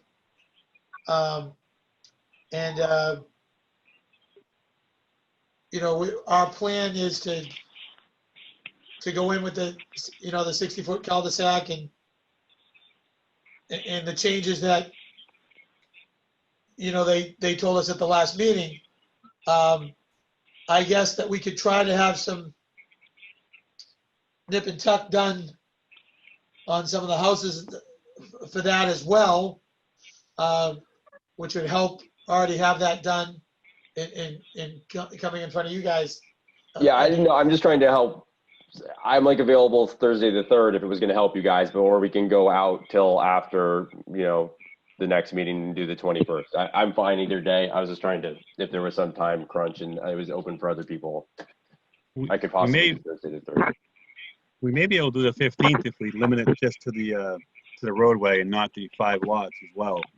Because you got to get the roadway done before you really have to concentrate on the 5 lots.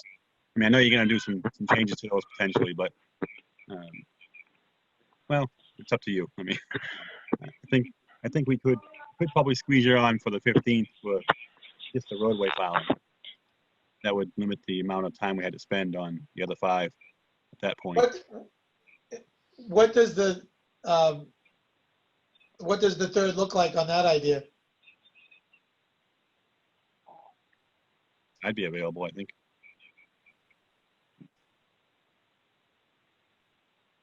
That's the beginning of the holiday weekend, but I don't know if anyone's going to be going I'm away on available the vacation.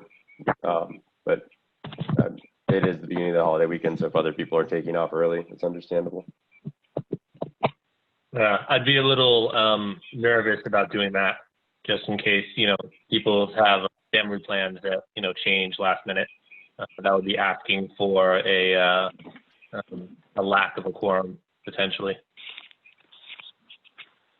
Understood. I mean, we could try, in a manner of speaking, if you want to try and schedule that, and just, if nobody bows out, that could be a provisional early date.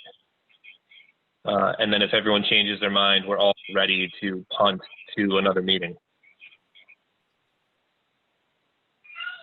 Well, I would move that we continue this discussion to the 3rd of September.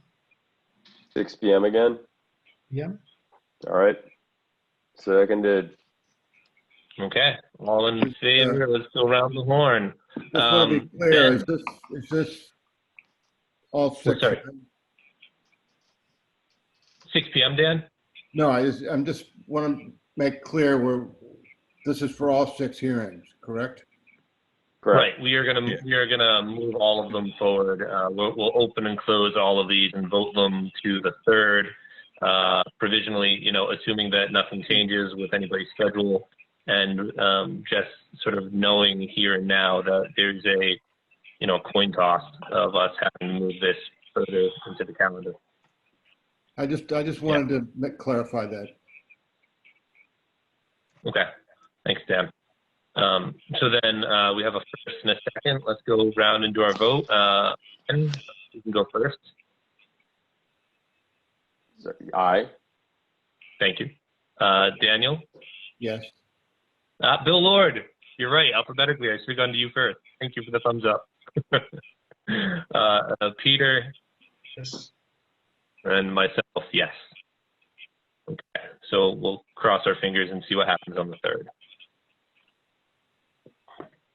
Okay. Thank you so much. Appreciate all the time. Thank you. Sure thing, and thanks for not ripping my head off electronically. So let's go through the rest of these DEP numbers and vote them through to the next meeting. So opening up Triple Q Inc., care of John Colatoni, lot number 1, Colatoni Crossing off 108 Main Street, DEP number 050-1325. Do we have a motion to continue this to the 3rd? Yes. I move it. Okay, that sounds like a first and second to me. So in that case, all in favor, Benjamin? Aye. Bill?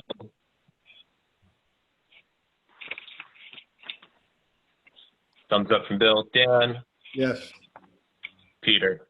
Yes. And myself, yes, as well. Okay. So then, opening up Triple Q Inc., care of John Colatoni, lot number 2 of Colatoni Crossing off 108 Main Street, DEP number 050-1324. Do we have a motion to continue this until the 3rd of September? So moved. Second. Thank you. All right, all in favor, Ben, Aye. Bill Lord, I love the thumb. Well done. Daniel, Yes. Peter, Yes. and yes for myself as well. All right, moving on to Triple Q Inc., care of John Colatoni, lot number 3, Colatoni Crossing off 108 Main Street, DEP number 050-1323. Do we have a motion to continue this until the 3rd? So moved. Second. Thank you. All in favor, Benjamin, Yes. Bill, yes, thumbs up, Daniel, Yes. and Peter, Yes. and myself, yes, also. All right. Opening up Triple Q Inc., care of John Colatoni, lot number 4, Colatoni Crossing off 108 Main Street, DEP number 050-1322. Do we have a motion to continue this until the 3rd? So moved. Second. Thank you. All in favor, Benjamin, thumb from Bill again, Daniel. Yes. I can't even see you anymore. Yeah, No Dan's thumbs so from dark. Daniel. If we all turn on our lights, then we can just all thumbs up and we're done. I don't know. We might need audio for a vote. I think Don't Bill's know got how it to figured do out. I don't think so. Peter. Yes. Okay, thank you. And yes from myself as well. All right, and the final, opening up Triple Q Inc., care of John Colatoni, lot number 5 of Colatoni Crossing off 108 Main Street, DEP number 050-1321. Do we have a motion to continue this to the 3rd? So moved. Second. All right. Thank you. Roll call vote. Benjamin, Yes. Bill, thumb again. Aye. Daniel, I can see you this time. Thumb again. Peter, you haven't put your thumb up yet. Do you want to try it? See if you're like, hey, Woo. Thumbs up for me too. All right, so we've moved this all to the 3rd. Hopefully we'll do it then. If not, we'll reschedule it. Good. So that's all taken care of. Bill and John, you guys are all set. Bill Holt, do you have anything else you want to bring up or fill us in with while you've got us on screen? No, I did send an email to Tracy today regarding. Good night, gentlemen. Good night, Good night. guys. Hey, guys, thank you. Good night, Gretchen. Hi. Thank you. Good night. Regarding the status of the ECAC policy that we submitted, that she submitted to Lisa Mead. She has not received anything back yet as far as a review of that policy. So I'll hope to hear back from her tomorrow and find out if she when that will come through. As far as I also asked her as far as scheduling meetings for twice a month or once every 3 weeks, if that was something we could do. I don't think it's an issue. I think we are able to do that on our own accord as far as the commission's concerned. The only issue would be is if it becomes a live meeting, obviously we have to have the room available. So that might become an issue, doing it on Tuesdays when other boards are meeting on Tuesdays in the same room. So I don't think it's an issue of scheduling. I think it's just a matter of making sure there's time available. As long as there's Zoom meetings, I mean, obviously we can do this any night that we choose to. Bill, if nobody mentioned it to you or Gretchen before you both came on, since you came on in the Zoom era, we occasionally, when we've had to give up that room in the past, we've always been able to get into the library meeting room across the street or down the street. So that might have to be an option we do, but something we could think about. Yeah. So, and is there a preference that the commission would want to have twice a month or once every 3 weeks? Or I know it was thrown out a couple different ways last time. I'm just curious as to what's the best option for the commission. I am comfortable with twice a month, especially considering the way projects seem to pile up when it gets busy. even once every 3 weeks feels like it might be too weird. And if we say the first and third or the second and fourth week of a month, it might be simpler to remember rather than counting every 3 weeks, because then we might have 1 month be 1 meeting and the next month be 2 meetings, and that would be weird. Okay. So. Can we limit can we limit how many cases or the time? Can we say at 10 o'clock? Sorry, we'll take you up next time. I actually asked that question of Tracy as well, if there's a time limit that we are allowed to hold meetings until. I'm not aware of a time limit unless it's a town ordinance. I know some towns have a bylaw that says you can't have meetings past 10 o'clock. And I think where we get into tricky, we might get into tricky water there, Bill Lord, in that we have a responsibility to hold a hearing within a given amount of time, or the applicants can just proceed as though they got an affirmative to do whatever they want. That sounds logical. Unfortunately, I think we're kind of stuck. Okay, well then,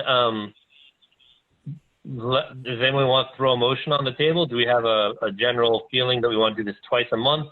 I'm game for, yeah. I would suggest twice a month, second and fourth Tuesdays of the month.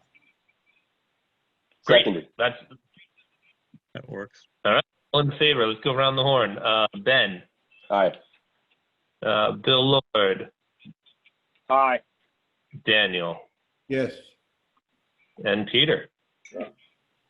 All right. And I will also vote in the affirmative. And Bill Holt, if that becomes a problem with scheduling or with, any other boards, and, if you and Gretchen, if that's a bad day, as it turns out in your schedule, we can always come back, whatever. We can do Wednesdays or Thursdays or, Saturdays. I don't know. We can move it. Busy Wednesdays. Can't do Wednesdays. No Wednesdays? No Wednesdays. No Wednesday. And we're going to start this in October since we already have 2 for September. Okay. Yeah. Bill, why don't you have a look at the roster? Like we were talking about, if there's room, if we don't need the September 2nd meeting, if we don't have a backlog of meetings, agenda items, then yeah, let's do this in October. Okay. But I also think, to Bill Lord's point, if you are looking at the schedule and you are like, oh yeah, that'll go to 8, that'll go to 8:30, that'll go to 9. If in your mental calculus you think we hit 9 o'clock, add the next meeting would be my feeling. I think shorter, more frequent would be more amenable to everybody than fewer and longer, based on how we've all felt after being done at like 11 the last few. Sounds fair. Yep. Thank you. Cool. Thanks, Bill. All right. All right. Good Anything night. else from you on your update list? And the last thing I asked her is on potentially revising or expanding the local bylaw and what the process is. I kind of gave her my understanding. I just want to make sure I'm right before I inform the commission how that would work. I believe we could possibly have working sessions and not necessarily public meetings, as long as we don't vote on anything. So I think it can be a working session where you just discuss the bylaws and regulations that you are proposing before you actually advertise them for the public hearing that needs to take place. The session would be posted. What's that? I think the session would be posted. Yes, it would be posted, but I don't know if it would be open to the public necessarily, but. Correct. Yeah. For discussion. I was not here last meeting when you did this, but I remember in discussing this with Doug that he felt it was important to open the working team to members of the public that were interested in participating prior to having sessions. Yep. Yeah. So we want to make sure and I tend to agree with that. Anybody who's interested, I feel like ought to get in sooner rather than later, and we'll try to integrate as much as possible. Absolutely. Bill Holt, did you happen to have any conversations with anybody else in City Hall or Town Hall about their interest in sort of getting in early with this conversation? I haven't yet, but I can do that. I can put that out there and talk to some Board of Health and possibly Peter, Yeah. building inspector, and what's he on? Peter Pecos is Yeah. on the planning board. If Okay. another member wanted to be privy to that, that might be also worthwhile. Okay, just because I would like to give everybody as much warning as possible to accommodate as many schedules as possible. You know, I don't want to like leave the Board of Health out because we pick the wrong date. You know, at this Yeah. point, it's all so fluid that I don't know if it matters if we meet October 3rd or October 30th. But I think to make sure that we're as inclusive as possible at this point would behoove us, I feel. Okay. Probably Yeah, Dan. Tuesday nights might be best for the departments because we're all there until 7 o'clock anyway. So if we could do it a Tuesday night, that might be something that they'd be more willing to attend. Perfect. I mean, float that date then as the first one and see what see what people say. Okay. Daniel, you had your hand up? Yeah, I just, I've been kind of thinking about the bylaw thing, and I think it's kind of key to actually, well, we probably need a meeting to kind of understand what it is we're actually trying to do. And Yeah. and then it would be very helpful if we had somebody put together a draft. So we're not just talking about random stuff, you know? And I'd also, my opinion is that we should wait till we have in-person meetings to undertake this effort, or at least for now, seeing how long this goes on. I think it's going to be hard and boring to talk about this on the computer like this, you know. That's true. It would be boring no matter what we do. And this will just make it more boring. It's Dan, I've really been struggling with I don't want to keep, if we want to just move on from this, guys, just tell me to shut up. What I've been struggling for is that striking that balance, Dan, of like, I don't want us to start on a draft without getting the process to a point publicly where we're good to start on a draft. You know what I mean? I have an idea about what I would like to see a bylaw achieve, but I don't want to get the cart in front of the horse on this one. Yeah, I understand. Would it be helpful, Dan, do you think, if Ben or myself or anybody like went through the bylaw and wrote it up the way that, or like they pointed out the things they would like to change, or like make a list of discussion points sort of for circulating among the commission so that the commission sort of can get through some of these early hurdles before going to a larger group? Would that be something that you might like the sound of, or?